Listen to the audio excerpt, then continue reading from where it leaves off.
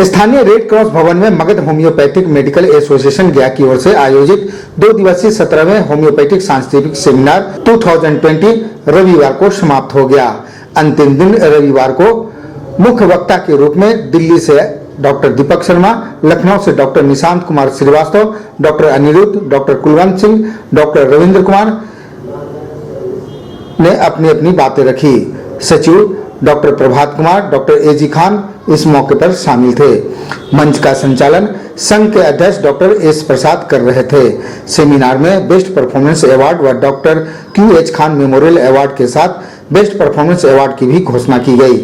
Doctor Q H. Khan memorial award doctor Nurul Hasan Khan को व best performance award doctor AG Khan को सौंपा गया। Performance award doctor BP Mehta, doctor Sunil Prasad, doctor Sanjay Kumar, doctor Soni Kumari को प्रदान किया गया व सफलतापूर्वक कार्यक्रम संचालन के लिए डॉक्टर संजय प्रसाद को अवार्ड से नवाजा गया। साइंटिफिक सेशन में डॉक्टर निशांत कुमार श्रीवास्तव ने विश्व में फैली कोरोना वायरस पर अपनी विस्तार से बातें रखी।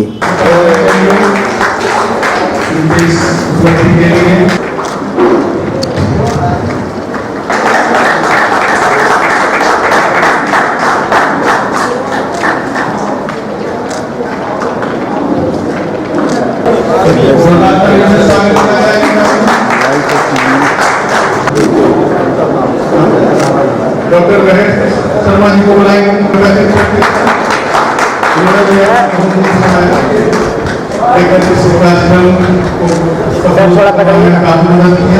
थोड़ा पकड़िए।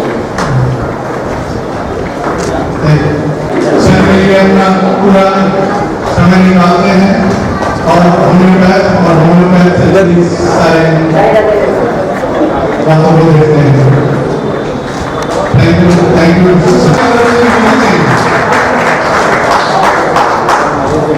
मेडिकल ऑफिसर है, बहुत बड़ी गर्व की बात है। चिकित्सक वर्कर मेडिकल ऑफिसर डॉक्टर चाहिए।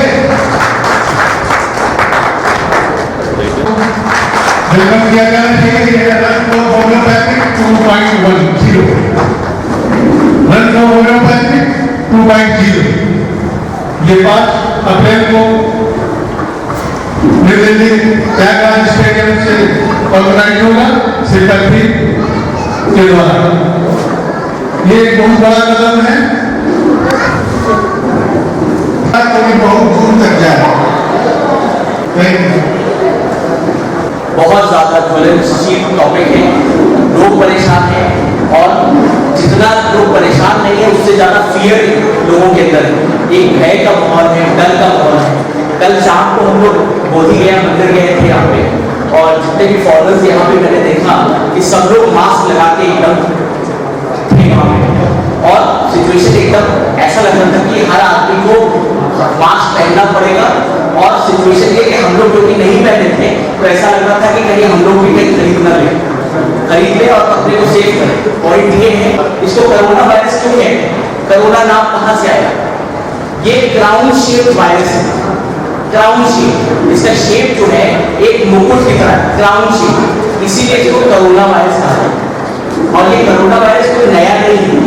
ये 1917 1937 हर कई बार ये अपने रूप दिखा चुका, डिफरेंट फॉर्म्स के अंदर। ये पहले मिडिल ईस्ट में एक बार हुआ था, मिनर्स जिसको कहते हैं, मिडिल ईस्ट रेस्पिरेटरी सिंड्रोम। उसके बाद सार्स करके आया हुआ था और ये इस तरह का ये चीज का डिफरेंस देखा गया। ये आरएनए वायरस है और वायरस की सबसे बड़ी खूबी ये है कि आप सब लोग जानते हैं कि वायरस कभी मरता नहीं। वायरस अपना शेप जो है वो चेंज करता है और जब वायरस अपना शेप चेंज करता है हर बार तो क्या होता है कि हम इसकी कोई वैक्सीन या कोई ट्रीटमेंट हम कर नहीं पाते, क्योंकि एज सून एज कोई दवा बनती है वायरस अपना शेप चेंज करता है। तो उसके होता क्या है कि जब भी वो अपने शेप जो है चेंज करता है तो नए सेट ऑफ सिम्टम्स आते हैं। उसी को जब सिम्टम्स चेंज होते हैं तो कभी इसको एमआरएस कहते हैं, कभी सार्स कहते हैं और कभी कोरोना वायरस। और सबसे पहले समझना पड़ेगा कि ये वायरस आया कहां से। हमने तो कभी नहीं सुना था कोरोना वायरस कुछ होता है। उसके फॉर्म्स थे, उसकी रेस्पिरेटरी प्रॉब्लम थी, आती थी, नॉर्मल वायरल फीवर भी होता है, सर्दी जुकाम होता है, खांसी होता है, बहुत से केसेस में निमोनिया भी होता है, डेथ रेट नहीं होती थी पहले, कभी नहीं देखा गया। लेकिन ये जो सार्स था, ये आपको जो सार्स की जो मोर्टेलिटी रेट का बता दूं, वो 9% था, 9%। अब कोरोना वायरस का मोर्टेलिटी रेट सिर्फ 3% है। तो इतना भयभीत होने की जरूरत नहीं है, सबसे पहली बात, और फियर मॉन्गरिंग की जरूरत नहीं है। ये वायरस डेफिनेटली अभी एक हफ्ते पहले तक ये रिपोर्ट किया गया कि जो सार्स पहले आया था वो ज्यादा खतरनाक था, और कोरोना वायरस जो आया है उसकी मोर्टेलिटी रेट कम है। ये पिछले हफ्ते तक था, पिछले हफ्ते। लेकिन जब मैं लखनऊ छोड़ रहा था, एक नई स्टडी मैंने देखी थी, अखबार में आया था कि जो रिसेंट नंबर ऑफ डेथ्स जो चाइना में हुए हैं और जो 2000 से ऊपर जा चुका है, उसके अंदर कुछ लोग कह रहे हैं कि सार्स से ज्यादा ये हो सकता है कि ज्यादा मोर्टेलिटी रेट हो जाए इन फ्यूचर, हो सकता है। लेकिन अभी तक ये चीज नहीं है। सार्स आरएनए वायरस जनरली जो होता है वो एनिमल्स में पाया जाता है, इसको जूनोटिक बीमारी भी कहा जाता है, जूनोटिक। तो कोई चीज अगर एनिमल्स की है, जूनोटिक है, तो ह्यूमंस में कैसे आ गया? ये इसके जिम्मेदार हम आप इंसान हैं, सबसे पहली बात। अब हम जो अननेचुरल लाइफस्टाइल हम लोग की चल रही, अगर हम फर्स्ट टाइम देखें जो मेयर्स आया था मिडिल ईस्ट से शुरू हुआ।